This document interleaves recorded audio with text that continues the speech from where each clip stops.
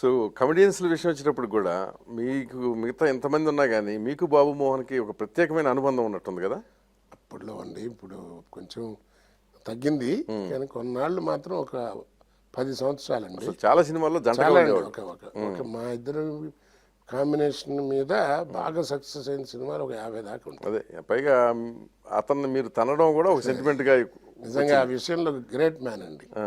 నేనైతే నిజాలు దండించుకోను, కమిటెడ్గా చేస్తాను. నేను తన్నప్పుడు కూడా అతను కూడా టైమింగ్ బాగా కుదిరేదండి. అనవసరం ఊరికే కావాలి తనడం కోసమే సీన్ పెట్టినా షార్ట్ పెట్టినా కావాలని ఏదో యాక్సిడెంట్గా తన్నేటి అంటే ఉండేది కాదండి. ఇద్దరికి కోఆర్డినేషన్ కరెక్ట్గా ఉండేది. చక్కగా మంచి అతను మంచి టైమింగ్ ఉన్న ఆర్టిస్ట్ అండి. ఇప్పుడు అదే చెప్తుంటాను ఎప్పుడు, ఇండస్ట్రీలో టైం బాగున్న వాళ్ళు ఎక్కువైపోయారండి, టైమింగ్ ఉన్న వాళ్ళు తక్కువైపోయారు. సో ఆయనేమో తెలంగాణ, మీరేమో ఆంధ్ర, మీ ఇద్దరి మధ్య ఇది ఎప్పుడు రాలేదా? రాదండి అసలు. నేను చెప్తున్నా కదా గురుగారు, నాకు అసలు అట్లాంటి బ్రెయిన్లో ఉండవు సార్. అదే ఒకటి నా సక్సెస్ కారణం. మనం బతుకుతూ 10 మంది బతకాలి, అది మిగతా అన్నీ అనవసరం. అది ఏ ప్రాంతం, ఏ కులం, ఎందుకు దాని కులాలు ఎందుకుంటాయి, అసలు అవసరమే ఉంది. ఇప్పుడు అట్ట అనుకుంటే బాగుమోనికి నేను పాడంతగా. అవును. మరి నేను యాక్చువల్గా ఇద్దరం కలిసి ఒక కంచులు ఆనందం రోజులు ఉన్నాయి. ట్రైన్లో అక్కడ ప్లేట్లు లేకపోతే ఇద్దరం కలిసి ఒక ప్లేట్లు తిన్నాను. అంటే ఏముండవు గురుగారు, అది కళాకారుల లక్షణం. అది బయటకు వచ్చేదినా వాళ్ళు మాటలు వీళ్ళు మాటలు మన బ్రెయిన్ పొల్యూట్ అయితే చెప్పలేం కానివ్వండి.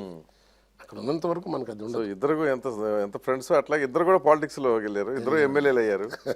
ఆయన మంత్రి కూడా అయ్యాడు కానీ మీరు అవ్వలేకపోయారు జాతీయ పార్టీలుగా. సో అందుకని మీరు మంత్రి కాలేకపోయారు.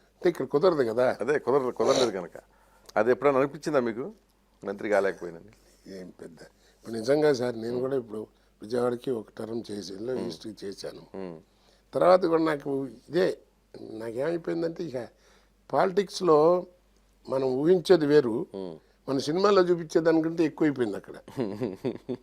నేను నా మనస్తత్వానికి నాకున్నటువంటి క్యాలిబర్కి నేను తట్టుకోలేను. అందుకని మనకి కపటత్వం ఎక్కువైపోయింది. ఏదైనా కానీ కూడా అక్కడ అంటే మీరు పనికిరాని వాళ్ళు అయిపోయారు. క్యాస్ట్, క్రీడ్, మనీ, ఇంకా రోబాబులు, రకరకాలు. ఒక్కొక్క నియోజకవర్గానికి ఒక్కొక్క జబ్బు ఒకటి, ఏదోటి. అదే ఇవన్నీ మనం తట్టుకోలేని పరిస్థితి. దానికంటే ఏదో అభిమానిస్తూ ఆ పార్టీలు అన్నట్టుంటే ఏదో ఎప్పుడో మన అవసరం ఏదైనా వస్తే ఏదైనా కష్టపడి ఉన్నారా ఎప్పటికీ మీరు బీజేపీలో? స్టిల్ అండి, అది లేదు మారే ప్రయత్నం. సో బీజేపీతో కొనసాగుతారు. మంచిదని నాకు ఇష్టం అని చెప్పాను కదా.